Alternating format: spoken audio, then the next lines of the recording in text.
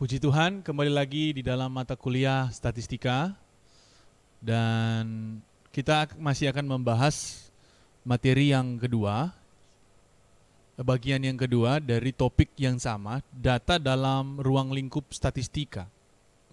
Sebelumnya kita sudah sempat membahas pentingnya kita untuk mempelajari data dan saya sempat menyinggung 2 poin. Yang pertama tentang jenis-jenis data.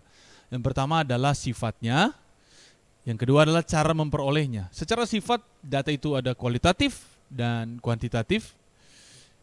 Dan secara cara untuk memperolehnya, ada cara yang pertama langsung dari objeknya atau sekunder melalui perantara, entah itu media atau melalui orang. Jadi ada dua yang kita perlu bedakan. Secara jenis, sifatnya itu ada yang kualitatif, ada yang kuantitatif.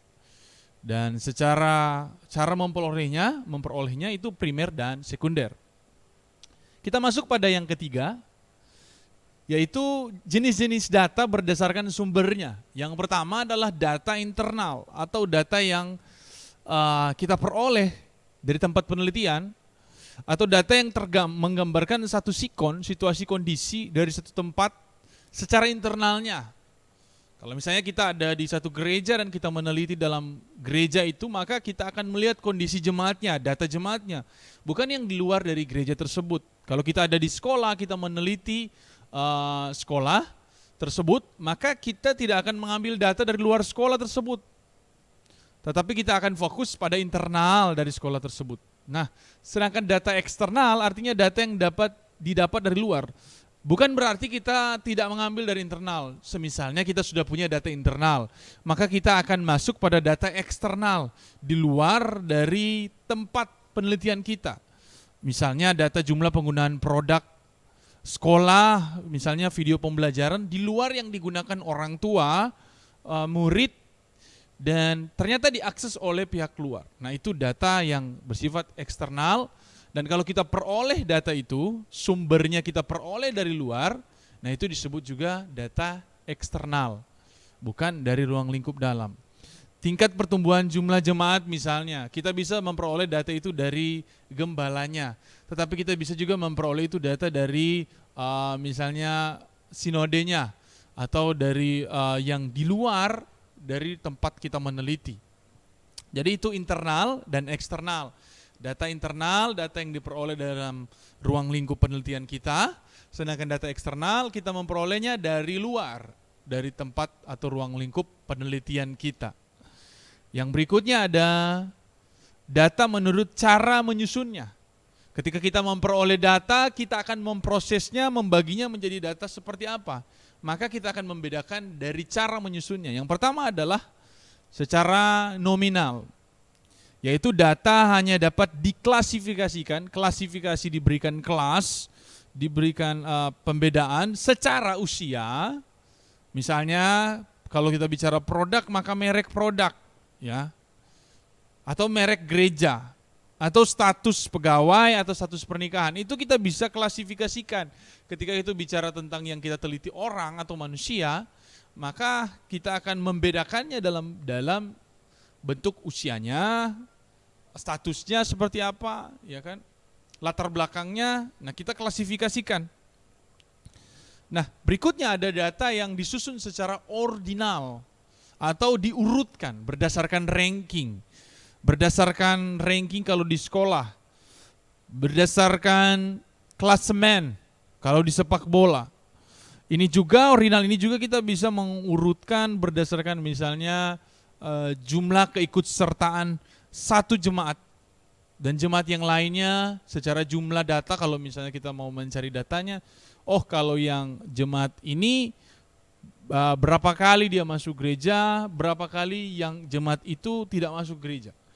Nah, bukan berarti kita mencari salah, tetapi kalau dalam konteks kita mengambil pendekatan gereja, data itu diurutkan. Klasemen sepak bola misalnya, kita bisa mengurutkan dia berdasarkan perolehan nilai kemenangan dan kekalahan mereka, tetapi tetap ada di kelas yang sama. Maka biasa diurutkan.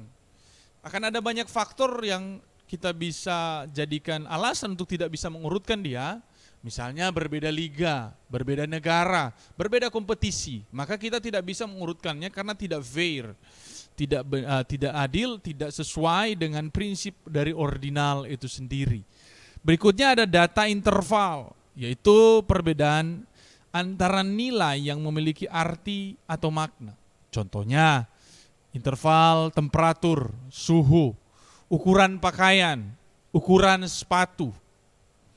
Selain itu juga ada yang dalam bentuk rasio.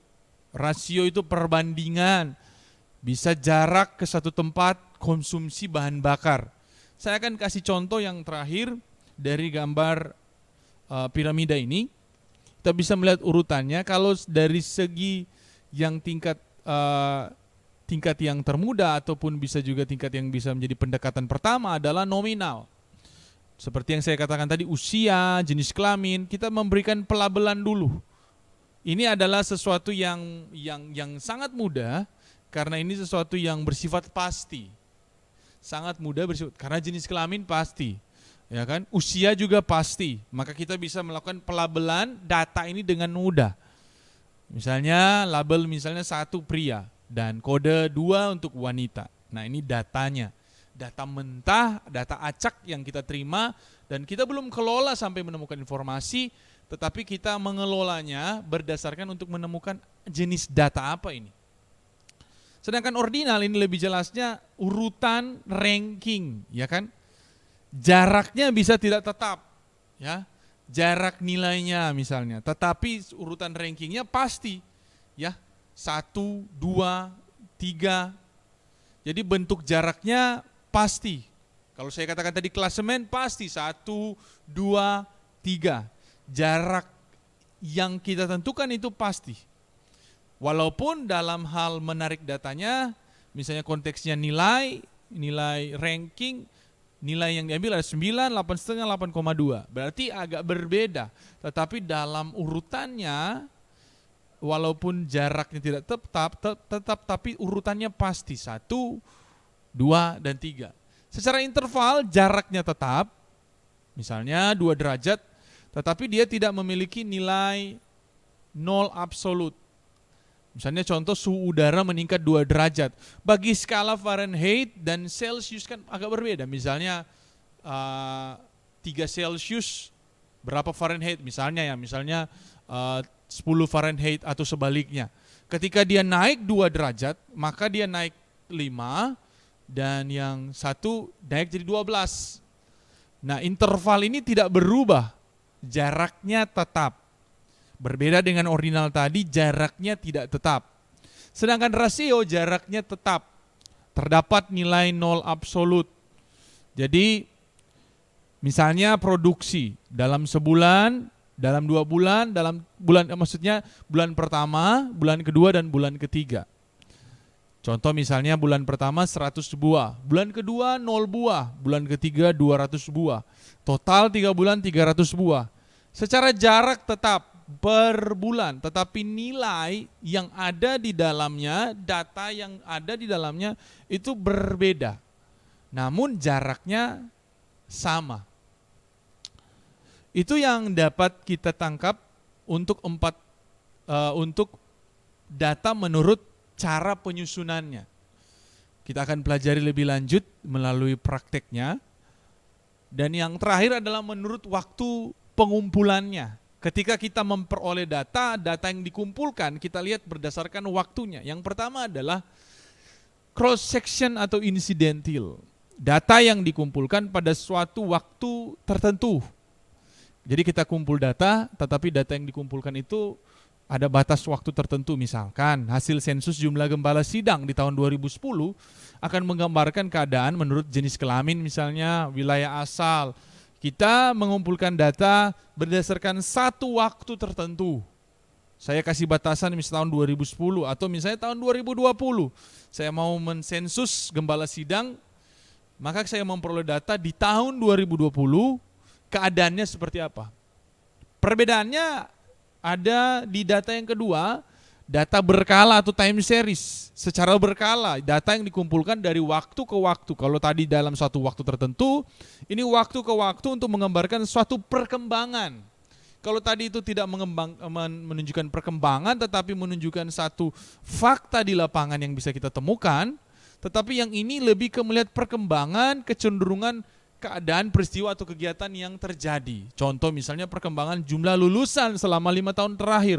Apakah dia berkembang ke atas atau dia mengalami penurunan? Kita mengumpulkan data yang berkala atau time series. Selain itu jumlah jemaat dalam 10 tahun terakhir, apakah mengalami penurunan atau peningkatan? Nah, bentuk perkembangan ini menjadi tujuan dari mengumpulkan data secara berkala ini. Data time series ini juga disebut sebagai data historis. Secara historinya seperti apa? Jadi ada 5 jenis data yang kita pelajari hari ini. Jenis-jenis data yang bisa yang kalau kita paham, kita bisa memberikan perbedaan jenisnya berdasarkan 5 pendekatan, yaitu sifatnya, cara memperolehnya, sumbernya, cara menyusun, dan menurut waktu pengumpulannya. Demikian dari saya untuk hari ini. Tuhan Yesus memberkati. Terima kasih.